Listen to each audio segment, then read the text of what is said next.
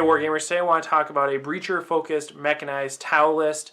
If you're not familiar, this is part of a series where I take army lists that are sent to me by my patrons over on Patreon, review them, revise them, and give you a new army list that you can play with. So if you want to get in on this, send me a tau list or any other list, head on over to my Patreon page, link in the description below, of course, and you can join us in this discussion. So, all right, basically this list, like I said, is a breacher-focused mechanized tau list. It is focused around a battalion detachment, and the patron did not actually give me a full 2,000 point list. There's a little bit of wiggle room here, so he gave me a little bit of a initial framework, and I will kind of revise that and build out from it as well. So here's the list. Of course, you can see it in the description below as well. It has Darkstrider and Longstrike as HQ choices. For a breacher list, I think Darkstrider works out really well. If you're going mechanized, Longstrike works really well too. So I like those two options. Troops choices is 3 10-man breacher teams.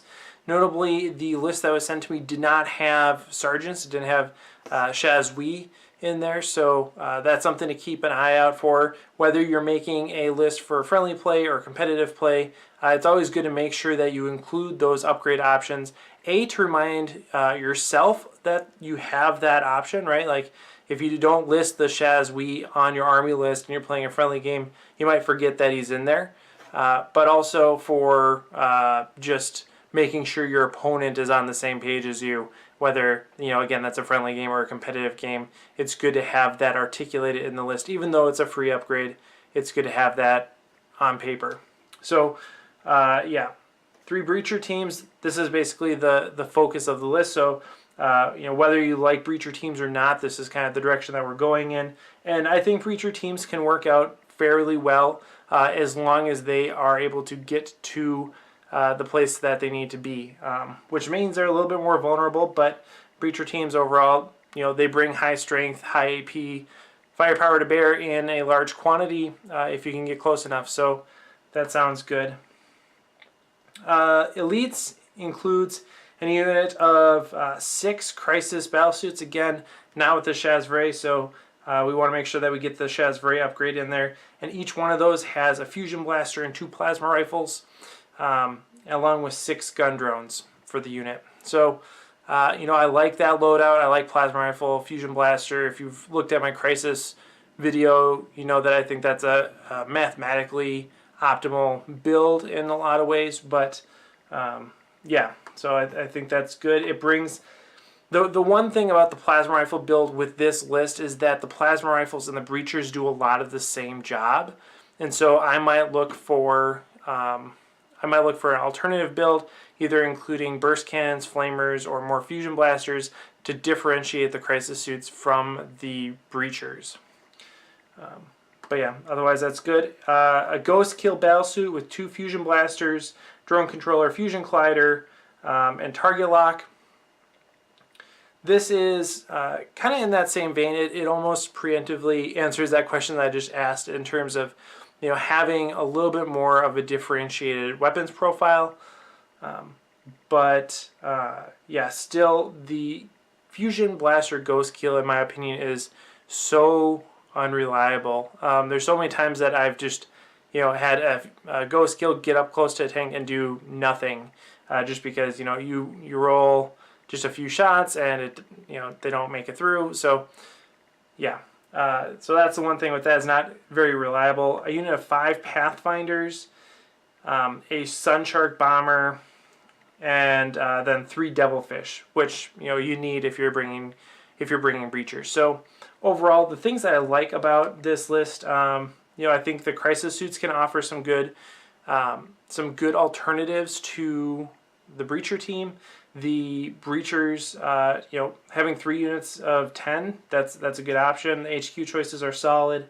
The thing that I think this list needs is a better way to deal with, super heavy tanks in terms of really just getting the anti-armor out there, and also dealing with mass infantry. Right now, the list really focuses on taking out heavy infantry or elite infantry. It doesn't necessarily have the volume of fire to take out, you know, tons of infantry units, or to take out those really durable vehicles or knights and stuff like that. All right, so let's look at the revised list. Basically, I've taken that same battalion detachment, tweaked it, and then also thrown in a outrider detachment, because there's enough there, there's enough wiggle room that we can get that extra detachment in, bring another command point on, and refocus the list to be a little bit more aggressive, I guess.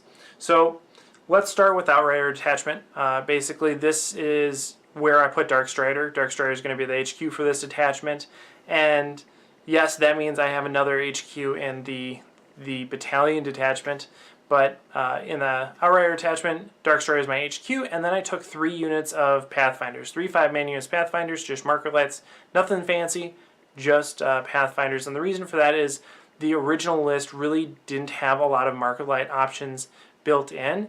And if you're going to go mechanized and you're going to be bringing seeker missiles on everything, you want to have a reliable source of marker lights, and you also want to be able to pump up your infantry's ballistic skill. So having that available is important for this list. So I took 3 units of Pathfinders here.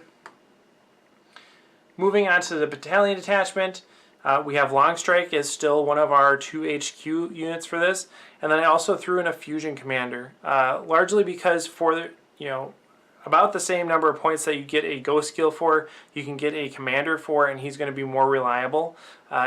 Yes, he doesn't have the cool stealth technology, but he has the character keyword, which is almost better.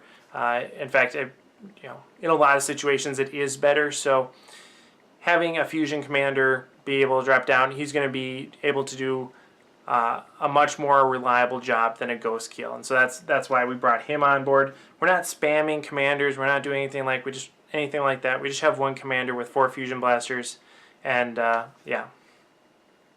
For troops, I still have those 3 breacher teams. They're still 10-man, but of course I included the Shas'ui in there as well.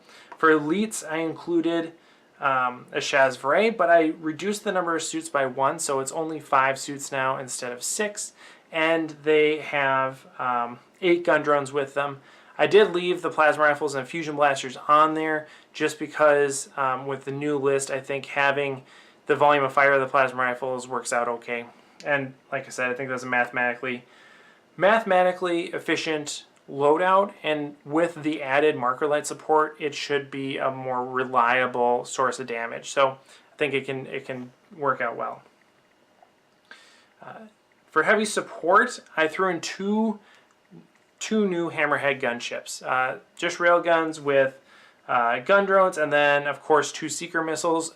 Pretty much all these tanks have seeker missiles on them, because that's going to be our alpha strike.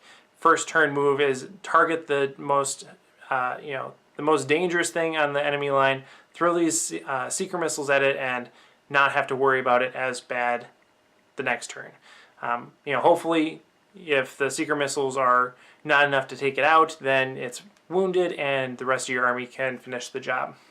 But yeah, so 2 new hammerheads. This leverages Longstrike a little bit more. It builds on the mechanized theme. You have your devilfish, you have your hammerheads. It's a Tau vehicle palooza, and I think it fits the theme of the army and also makes it a little bit more functional. And then 3 dedicated transports, which are devilfish. So that's the list. It's really concise, short, sweet. We got Darkstrider with his breachers, we got Longstrike with his hammerheads, and then a fusion commander to take out throw some extra fusion blaster shots, and then Pathfinders there to offer some support as well. So really, pretty simple. Plenty of gun drones built in between the hammerheads, the devilfish, and then the crisis suit team to support these different units, whether that's the commanders or the crisis suit teams or the breachers. You have lots of drones in the list, and you can leverage them for savior protocols as well as additional firepower. You don't have anything that's super valuable like a Yvara that you absolutely need shield drones, so gun drones are going to do the job.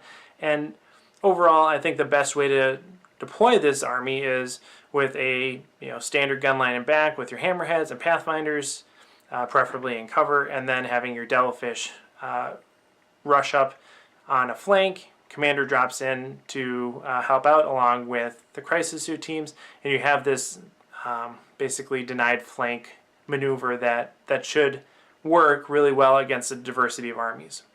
So that's what I think. Let me know what you think in the comments below. If you think this list is awesome, great. If you think it could use work, let me know what you would improve or change in that list. So as always, thanks for watching. If you want to get in on this, go over to my Patreon page. And last but not least, happy wargaming.